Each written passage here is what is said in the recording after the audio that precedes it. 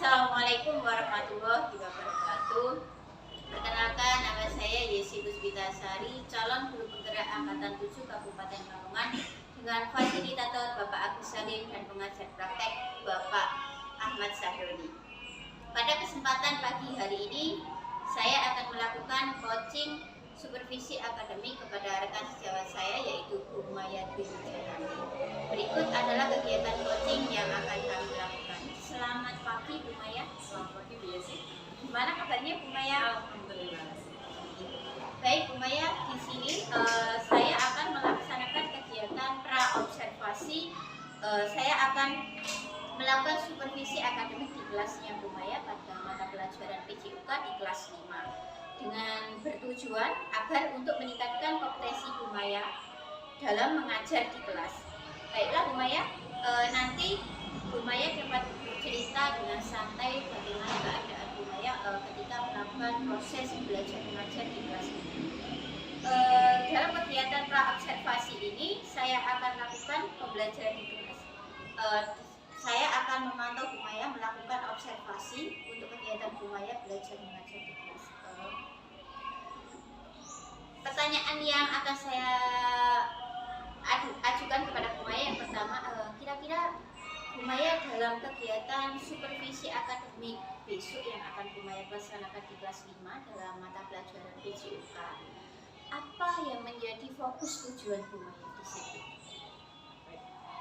Dalam pembelajaran PJUK saya, khususnya di kelas 5, pada kali ini saya memiliki 3 tujuan pembelajaran.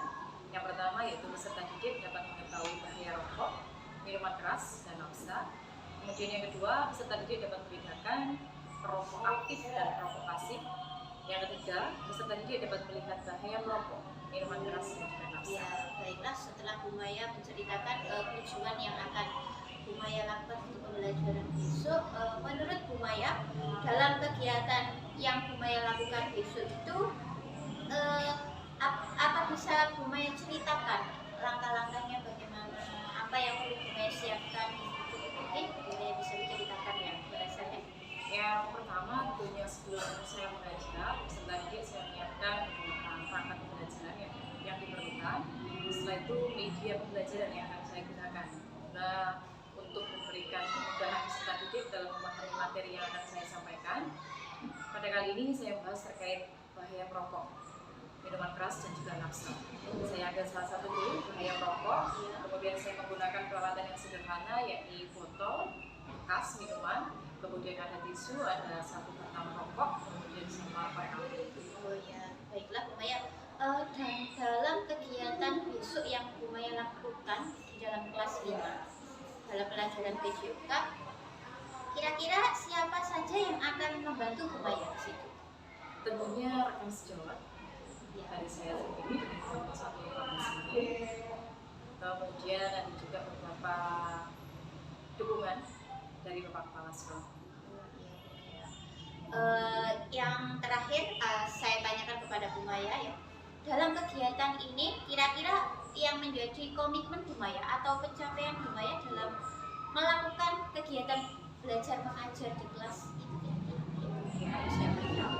Tujuan utama saya banyak sekali yang dekat dengan lingkungan peserta didik sendiri, baik di lingkungan masyarakat, di lingkungan rumah, ya, dan juga di sekolah itu banyak sekali para pengguna rokok ya, khususnya, dan mereka itu selalu melihat dengan materi yang saya berikan ini, saya punya harapan, punya tujuan bahwa dengan mengetahui rokok itu apa, bagaimana, kemudian manfaat apa yang diperoleh, apakah punya positifnya atau negatifnya, sehingga mereka sendiri mampu memfilter diri itu apakah saya nanti mau coba ke situ atau saya cukup tidak. Kemudian kira-kira kapan pelaksanaan itu akan Bu Maya lakukan? Komitmen tersebut akan Bu Maya terapkan atau akan kapan ya? Sejak saya memberikan materi ini, saya sudah punya harapan bahwa anak-anak juga punya pandangan bahwa saya tidak perlu mencoba coba ini lagi. Karena tentunya setelah tahu, setelah praktek uji coba juga, dianya pasti tahu, oh ternyata banyak sekali zat-zat kimia yang tentunya berbahaya untuk dirinya sendiri. Jadi setelah saya terapkan materi ini, ya sejak saat itu anak didik, peserta didik mengetahuinya, sehingga dia sendiri pun bilang cukup saya tidak usah coba lagi karena sudah tahu seperti itu ya Bu Maya. Nanti yang tidak bawa bisa gabung ke temannya.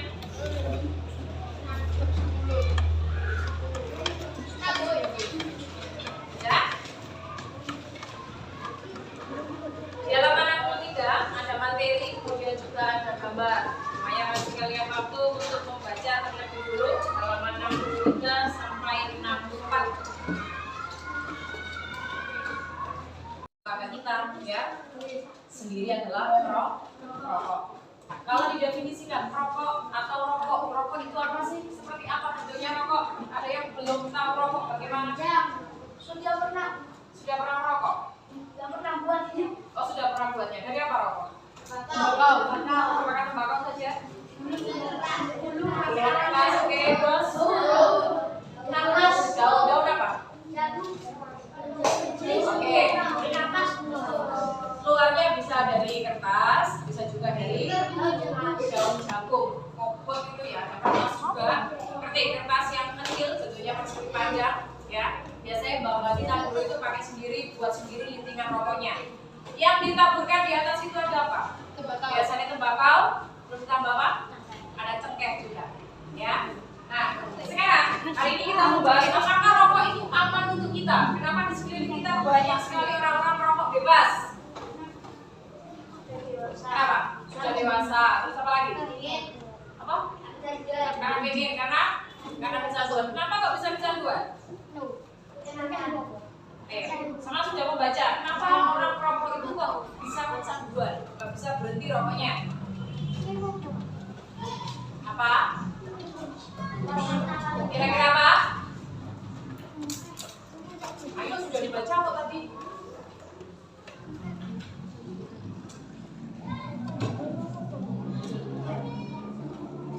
Karena ayo kenapa?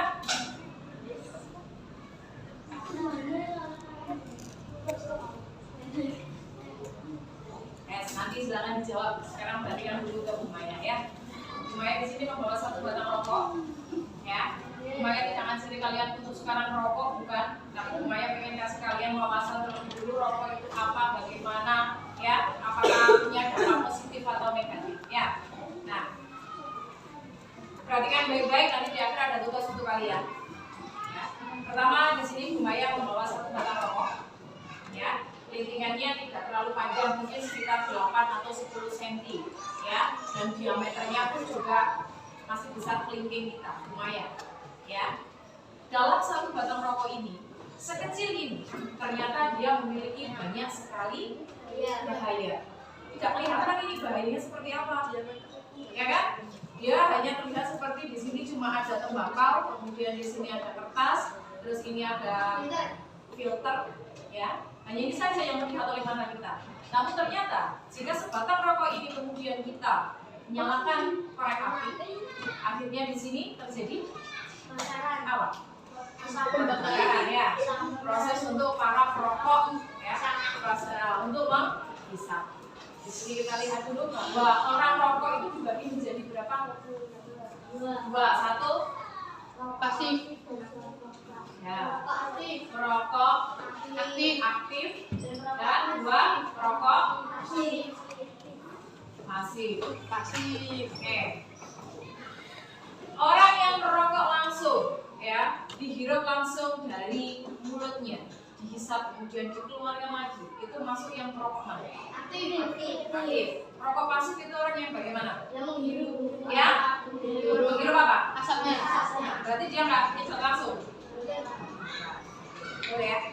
Perokok aktif adalah orang yang langsung menghirup, ya, kemudian menghembuskan rokok ini melalui mulutnya. Perokok apa? Pasif adalah dia orang yang menghirup apa? Asap dari rokok ini tadi. Nah, nanti kita akan coba praktekkan, ya, kenapa dan bagaimana dan apakah betul rokok ini benar-benar berbahaya untuk kita, ya, terutama untuk kalian. Bagi perokok tadi di situ disebutkan ada berapa persen perokok tadi? 80%. Berapa usianya mereka? Usia mereka? 19 tahun ke bawah. Kalian termasuk nggak? 19 tahun ke bawah? Termasuk.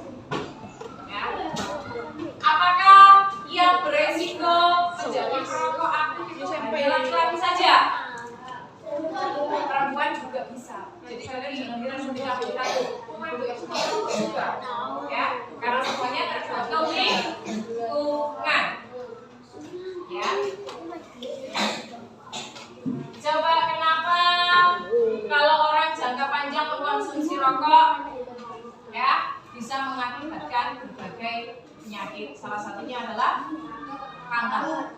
Kalian kalau pernah diutus bapak kalian untuk beli rokok, di situ di sampulnya sudah ada himbauannya, ya. Di wadahnya itu loh, wadah rokok apa yang kalian lihat di situ? Orang belum.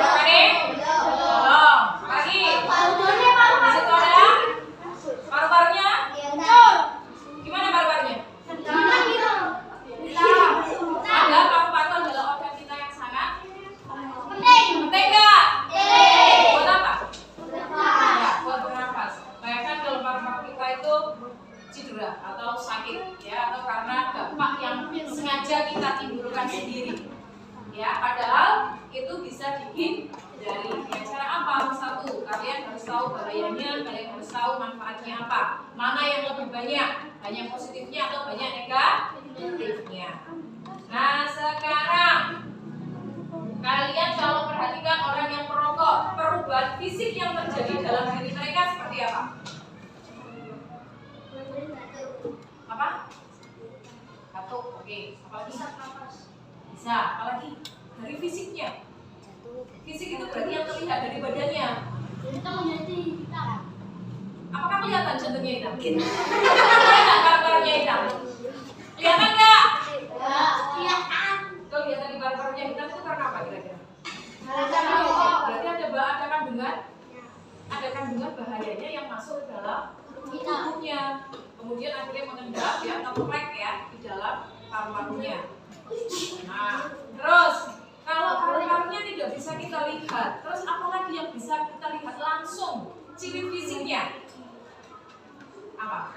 Kalian perhatikan nggak ketika bagian mulut yang digunakan untuk bersentuhan langsung dengan rokok? Apa bentuknya? Hitam. Dua giginya? Kuning. Kemudian kalian perhatikan nggak kuku-kukunya?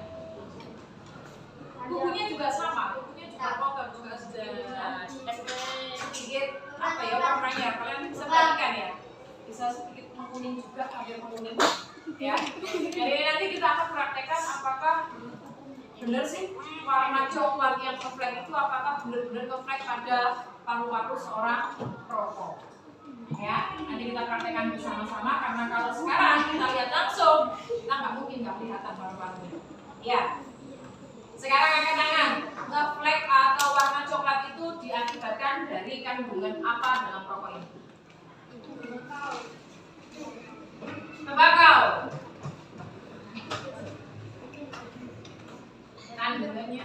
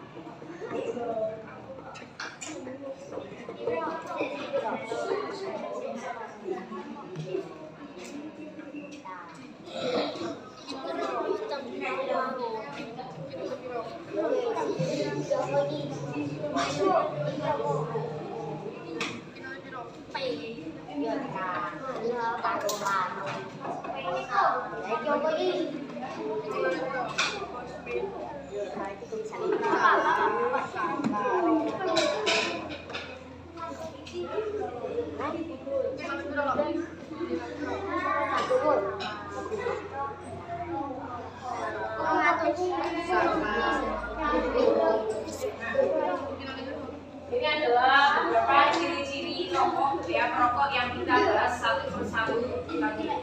Ayo main lagi Mas Kok, jadi kok malah main sendiri. Satu tadi belum dijawab, nikotin. Ya, nikotin adalah salah satu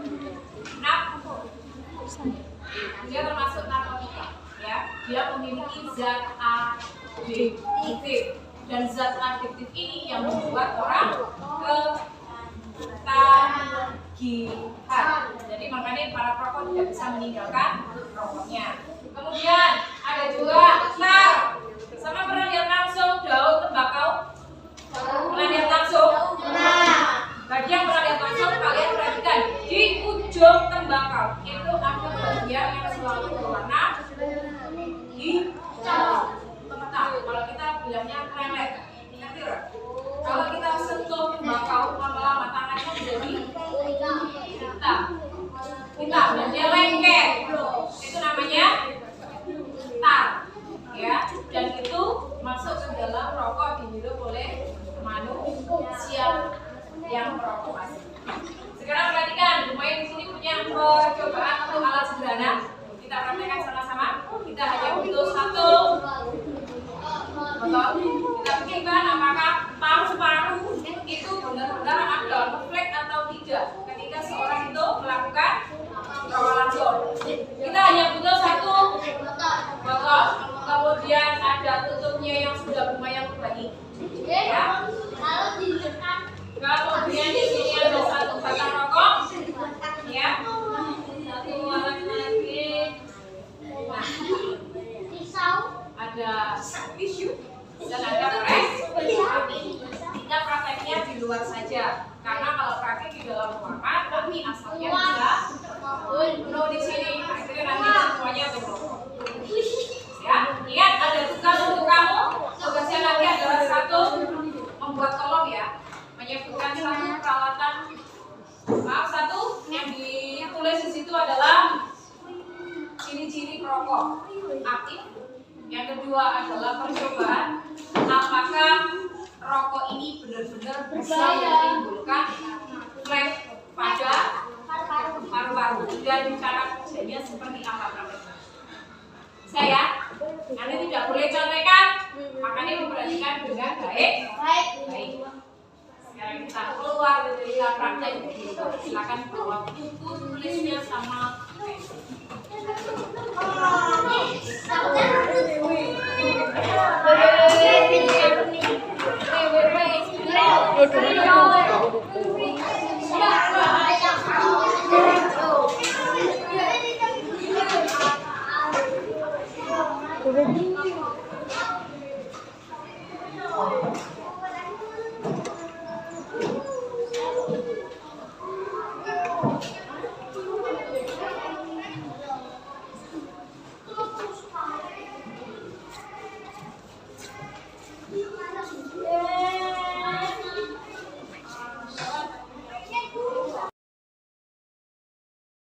dari kegiatan coaching ini saya sudah mengetahui apa yang menjadi tujuan Bumaya Besok Mengajar, kemudian pencapaian apa yang Bumaya lakukan, kemudian komitmen dan siapa saja yang terlibat di dalamnya.